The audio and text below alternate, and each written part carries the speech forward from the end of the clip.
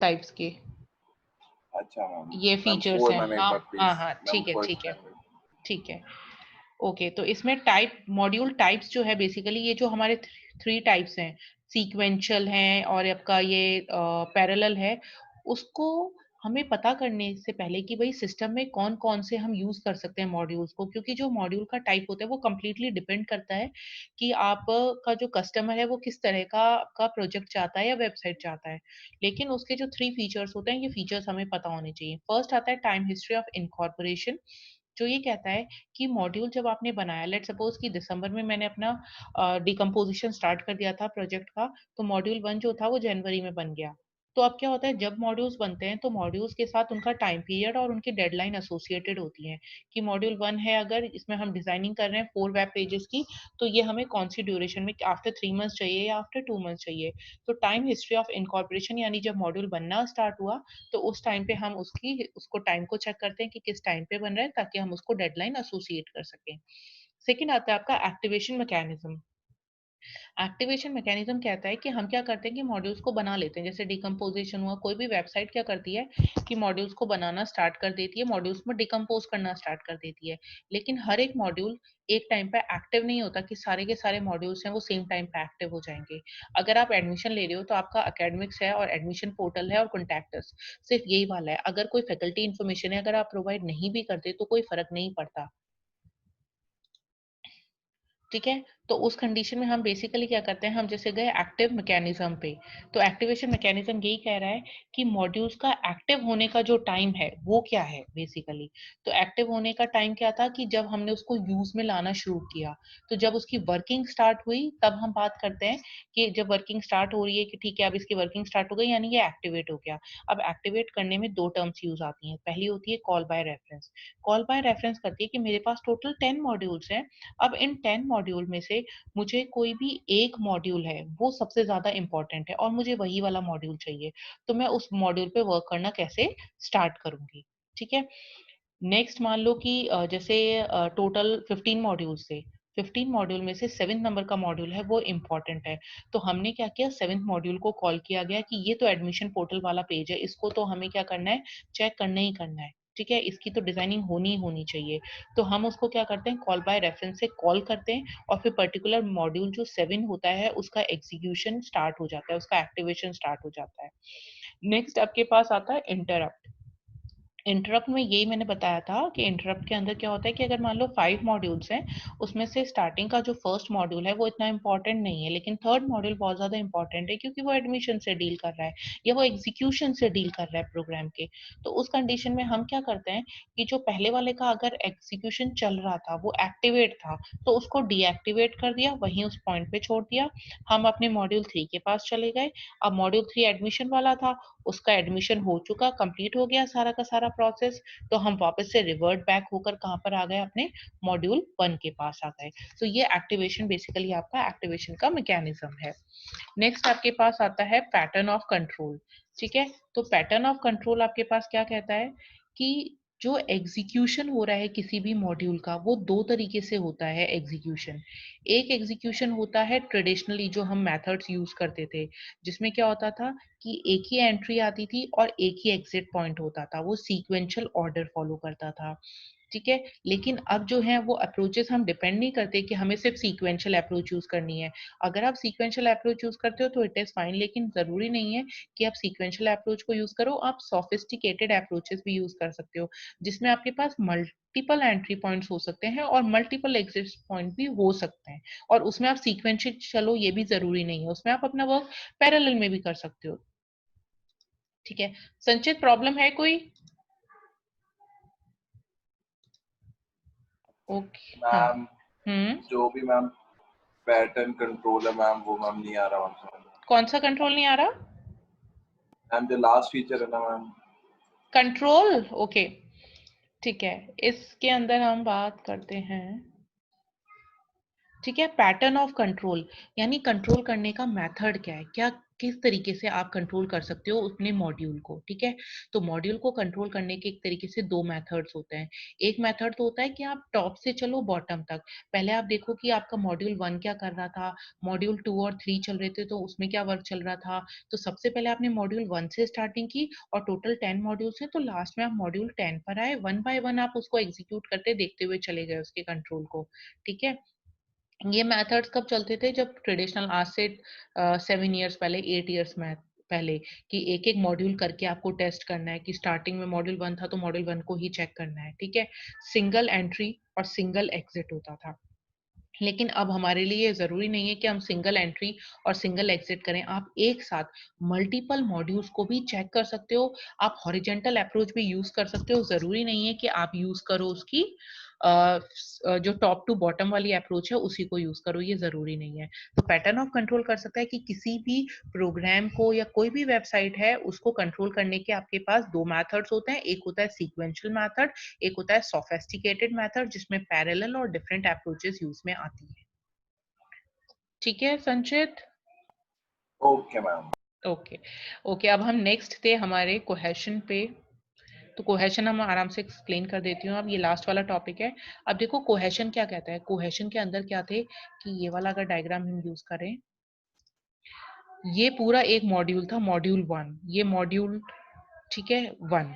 अब ये मॉड्यूल क्या कहता है कि इसमें जितने भी एलिमेंट्स हैं, जैसे लेट सपोज ये 1 पर्सन है, ये अदर पर्सन है, टोटल 5 पर्सन है। इन 5 पर्सन में आपस में कोई भी रिलेशनशिप एग्जिस्ट नहीं करती। ये दूसरे एक दूसरे को बिल्कुल नहीं जानते किसी भी तरीके से। तो जब कोई रिलेशनशिप एग्जिस्ट नहीं करती तो उनको हम कोइंसिडेंटल कोहेशन बोलते हैं। ये वर्स्ट कोहेशन होता है कि इतने सारे लोग एक रूम में and they are not having any terms of talking between them, ठीक है। अब इसका एग्जाम्पल अगर हम लें, नहीं इसका एग्जाम्पल नहीं थे, जनरल कोहेशन पे जाते हैं। हाँ, तो कोहेशन क्या कर रहा है कि एक मॉड्यूल के अंदर जितने भी एलिमेंट्स हैं वो आपस में किस तरीके से कनेक्टेड है हमें ये बताना होता है। यानी अगर मैंने एक मॉड्यूल किया, उसमें मैं डिजाइन कर रही हूँ 3 वेब पेजेस को, तो क्या वो आपस में कनेक्टेड हैं, उनके बीच में हाइपरलिंक्स होंगे, लिंक होंगे from one page to another, या कोई रिलेशनशिप एग्जिस्ट नहीं कर रहा। वेब पेज 1 अलग बन रहा है, वेब पेज 2 अलग बन रहा है, वेब पेज 3 अलग बन रहा है, ठीक है। तो ये होता है कोहेशन, एलिमेंट्स को डिटरमाइन करना कि इंटरनली आर दे रिलेटेड और नॉट, ठीक है।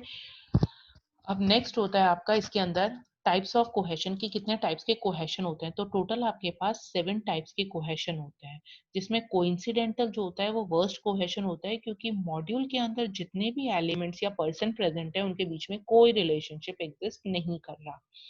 और फंक्शनल कोहेशन कह रहा है कि जितने भी एलिमेंट्स आपके सिस्टम के अंदर प्रेजेंट हैं उनके बीच में कंप्लीट एक रिलेशनशिप प्रेजेंट है, यानी वो फंक्शंस है अगर है या कोई प्रोग्राम का एग्जीक्यूशन हो रहा है तो वो आपस में कंप्लीटली रिलेटेड है एक दूसरे से, और तब जाके क्या कर रहे हैं वो अपने वर्क को परफॉर्म कर रहे हैं। तो जरूरी नहीं है कि हर जगह फंक्शनल कोहेशन ही चाहिए, हमें इन सारे कोहेशंस की रिक्वायरमेंट बनती है। कई बार जरूरी नहीं होता कि वेब पेजेस में आपस में रिलेशनशिप हुई हो, एग्जिस्ट करती ही हो, ठीक है।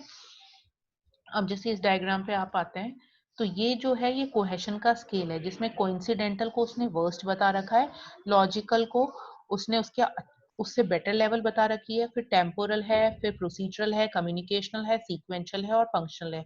अगर क्वेश्चन आता है कोहेशन पे तो सबसे पहले आपको लिखना है कि व्हाट इज अ कोहेशन, फिर टाइप्स, और ये डायग्राम बनेगा, ठीक है। उसके बाद जो नेक्स्ट डायग्राम है इस वाले को हम एक्सप्लेन करते हैं, क्योंकि ये टोटल जो 7 टाइप्स के कोहेशन है, कोइंसिडेंटल, लॉजिकल, इन सबको आपको एक्सप्लेन करना पड़ेगा वन बाय वन जब क्वेश्चन आता है कि व्हाट इज कोहेशन। अब इसमें फर्स्ट वाला अगर हम बात करते हैं कोहेशन की, तो इसमें है कोइंसिडेंटल। कोइंसिडेंटल की मैंने बात की थी कि यहाँ पे जैसे ये तो फंक्शन ए से रिप्रेजेंट कर रखा है, हम सिंपल सी डेफिनेशन लेके जनरल चलते हैं कि आपकी क्लास में जब फर्स्ट टाइम स्टूडेंट्स आए थे तो वो डिफरेंट डिफरेंट स्टेट से आए थे। उनमें आपस में राजस्थान है, हरियाणा है, इनमें आपस में कोई भी रिलेशनशिप एग्जिस्ट नहीं करता था। ये एक क्लास के अंदर थे बट ये किसी को जानते नहीं थे, आपस में इंटरेक्शन नहीं था। ये आपका कोइंसिडेंटल कोहेशन हो गया, राइट। यहाँ पे इसमें कोई प्रॉब्लम हो तो मैं पहले कंप्लीट बता देती हूँ, फिर मुझे प्रॉब्लम बता देना आपने। नेक्स्ट हम आए लॉजिकल कोहेशन पे। लॉजिकल कोहेशन ये कहता है कि उनके बीच में कुछ तो रिलेशनशिप था, लिटिल बिट जो रिलेशनशिप था वो एग्जिस्ट करता था, ठीक है, लेकिन फिर भी उनका जो फंक्शंस था वो इंडिविजुअली इंडिपेंडेंटली चल रहा था। जैसे अगर मुझे मेरे कंप्यूटर सिस्टम में इनपुट के लिए कुछ चाहिए, तो इनपुट के लिए मेरे पास एक माउस है, एक कीबोर्ड है, ठीक है। दोनों फंक्शन डिफरेंट तरीके से करेंगे, लेकिन दोनों ही जो है वो इनपुट के एलिमेंट्स हैं। तो ये हो गया आपका लॉजिकल। जैसे अपन ने बात की थी कि राजस्थान बोर्ड है और सीबीएसई बोर्ड है। अब दोनों में सिमिलैरिटी क्या है कि दोनों बच में जो स्टूडेंट्स हैं वो तभी आए जब उन्होंने 12th करी है। तो ये सिमिलैरिटी, और दोनों ही बोर्ड्स हैं, वेदर वो राजस्थान हो या सीबीएसई। यानी बहुत कम अमाउंट में एक रिलेशनशिप एग्जिस्ट करता है उस मॉड्यूल के अंदर जो एलिमेंट्स हैं उनके बीच में। बट ये फिर भी कोइंसिडेंटल से बेटर है, क्योंकि लोग एटलीस्ट आपस में एक दूसरे को थोड़ा बहुत तो जानते हैं, राइट। तो ये हो गया आपका लॉजिकल। अब नेक्स्ट आता है आपका जो टेम्पोरल वाला है। तो टेम्पोरल कोहेशन क्या कहता है बेसिकली, ये कंप्लीटली टाइम पे डिपेंडेंट होता है, ठीक है। तो टाइम पे अगर मानते हैं इसको, टाइम से रिलेटेड है, टेम्पोरल रिलेटेड बाय टाइम। ये वो स्टूडेंट हैं टाइम टू प्लस एक्स जिनका वाइवा पहले होता है। तो ये 10 स्टूडेंट्स हैं जिनका वाइवा पहले हो रहा है, और लेट सपोज 10 ओ क्लॉक पे, और ये वो स्टूडेंट्स हैं जिनका पहले प्रैक्टिकल एग्जाम कंडक्ट हो रहा है। तो यानी हमने यहाँ पे क्या किया कि मॉड्यूल्स के अंदर जो एलिमेंट्स हैं या जो प्रोग्राम्स हैं, तो कुछ प्रोग्राम्स हैं जिनकी प्रोसेसिंग पहले हो रही है, ठीक है, और कुछ प्रोग्राम्स हैं जिनकी प्रोसेसिंग बाद में हो रही है। तो हम क्या करते हैं, ये देखते हैं कि एलिमेंट्स जिनकी प्रोसेसिंग एक ही टाइम पे हो रही है, लेट सपोज 10 ओ क्लॉक पे हो रही है, तो उनके बीच में कहीं ना कहीं कोई रिलेशनशिप एग्जिस्ट करता है कि वो सारे के सारे एग्जीक्यूट हो रहे हैं 10 बजे। जो 12 ओ क्लॉक पे हो रहे हैं, यानी वो सारे जितने भी 12 ओ क्लॉक वाले एलिमेंट्स थे या प्रोग्राम्स थे उनके एग्जीक्यूशन हो रहे हैं, तो वो आपस में रिलेटेड कैसे हैं कि वो सारे के सारे 12 ओ क्लॉक पे ही अपना जो है उनका एग्जीक्यूशन होगा। वापस समझते हैं, जैसे आपकी क्लास का वाइवा हो रहा है, तो स्टूडेंट्स का वाइवा हो रहा है वो 10 ओ क्लॉक है, बैच 1। तो ये बैच 1 के बच्चे आपस में रिलेटेड कैसे हैं कि सबका ही वाइवा, ग्रुप 1 का वाइवा कब हो रहा है, 10 ओ क्लॉक पे हो रहा है, तो ये रिलेटेड हो गए, ये एलिमेंट्स रिलेटेड हो गए। अब जो 2x है, यानी ये 12 ओ क्लॉक पे जिन स्टूडेंट्स का वाइवा हो रहा है, तो वो बैच 2 है। अब वो बैच 2 आपस में कैसे रिलेट हो गया कि हम ये कह रहे हैं कि ये वो स्टूडेंट्स हैं जिनका 12 ओ क्लॉक पे वाइवा होने वाला है, तो वो आपस में रिलेटेड हो गए। तो दो ग्रुप बन गए, एक 10 ओ क्लॉक का, एक 12 ओ क्लॉक का। तो that is your temporal, that is related by time. Next आता है प्रोसीजरल। अब प्रोसीजरल के अंदर क्या आता है, related by order of function. अब इसमें ही कहता है कि पहले फंक्शन ए एग्जीक्यूट होगा, फिर फंक्शन बी एग्जीक्यूट होगा, फिर फंक्शन सी एग्जीक्यूट होगा। पहले बी जो है वो फंक्शन तभी एग्जीक्यूट होगा जब ए एग्जीक्यूट होगा, लेकिन यहाँ पे ये जरूरी नहीं है कि ए का जो आउटपुट है उसको मैं बी में एज अ इनपुट ले रही हूँ।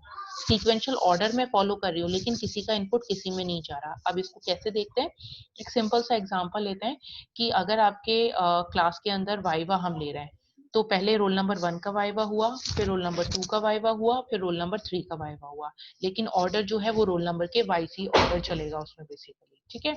तो ये हो गया procedural related by order of function. अब हम नेक्स्ट आते हैं कम्युनिकेशनल पे। कम्युनिकेशनल वाला क्या कहता है कि फंक्शन 3 डिफरेंट फंक्शंस है एक ही मॉड्यूल के अंदर, लेकिन सबके सब डेटा क्या है, एक ही प्लेस से ले रहे हैं। तो यानी वो आपस में रिलेटेड है। जैसे लेट सपोज कि आपको एग्जाम का पेपर मिल जाए, यूनिवर्सिटी का पेपर मिल जाए, तो स्टूडेंट्स तो आप सारे डिफरेंट हो, लेकिन एक्सेस तो वो जो सोर्स जहाँ पे आपको पेपर मिला है उसी सोर्स को एक्सेस करोगे। तो यानी 3 जो स्टूडेंट्स हैं वो एक्सेस उस सेम डेटा को ही करेंगे। तो ये होता है आपका कम्युनिकेशनल, जिसमें एक्सेस किया जाता है एक ही डेटा को सेम टाइम पे, नहीं sorry, not time, same he data को एक्सेस किया जाता है, वो होता है आपका कम्युनिकेशनल कोहेशन, ठीक है। अब नेक्स्ट आता है सीक्वेंशियल। सीक्वेंशियल में भी यही होता है कि पहले ए एग्जीक्यूट होगा, फिर बी होगा, फिर सी होगा। अब सीक्वेंशियल के अंदर और प्रोसीजरल में डिफरेंस कहाँ आया, तो सीक्वेंशियल में क्या होता है कि जो फंक्शन है उसको पहले एग्जीक्यूट हमें इसलिए करना पड़ता है क्योंकि ए का जो डेटा है वही बी में जाएगा, यानी ए का जो आउटपुट आएगा, जो भी उसका आउटपुट आया, वो हमें इनपुट लेना है बी फंक्शन के अंदर, और जो बी का आउटपुट निकल के आएगा वो सी में हम एज अ इनपुट लेंगे। इसलिए ये सीक्वेंशियल है, इसमें कंपल्शन है कि ए एग्जीक्यूट होना चाहिए। जबकि ये जो प्रोसीजरल था, इसमें इनका आउटपुट नहीं जा रहा था कि ए का आउटपुट बी में आ रहा है, नहीं, लेकिन ये सेपरेटली ही एग्जीक्यूट हो रहे थे क्योंकि पहले ए फंक्शन को ही एग्जीक्यूट होना है, उसी की सीक्वेंस दे रखी है, ठीक है। अब नेक्स्ट आपका सबसे लास्ट जो है वो है आपका फंक्शनल कोहेशन, जो सबसे बेस्ट कोहेशन होता है, जो सीक्वेंशियल है विद कंप्लीट रिलेटेड फंक्शन। अब इसमें क्या है, function A function A function A, एक ही फंक्शन है, उस फंक्शन के जितने भी पार्ट्स हैं वो सारे ही एग्जीक्यूट होने के लिए आए हुए हैं। जैसे कैलकुलेटर है, कंप्लीट इसका मेन ऑब्जेक्टिव क्या है कि इसको करनी है कैलकुलेशंस, ठीक है। तो इसमें कैलकुलेटर ए है अपना, ये भी कैलकुलेटर ए, कैलकुलेटर ए, इसमें एडिशन हो रहा है, इसमें सब्ट्रैक्शन हो रहा है, इसमें मल्टीप्लिकेशन हो रहा है, और ये सारे आपस में रिलेटेड हैं एक दूसरे से, कि जब एडिशन होगा तो ही उसके बाद मल्टीप्लिकेशन होगा, उसके बाद सब्ट्रैक्शन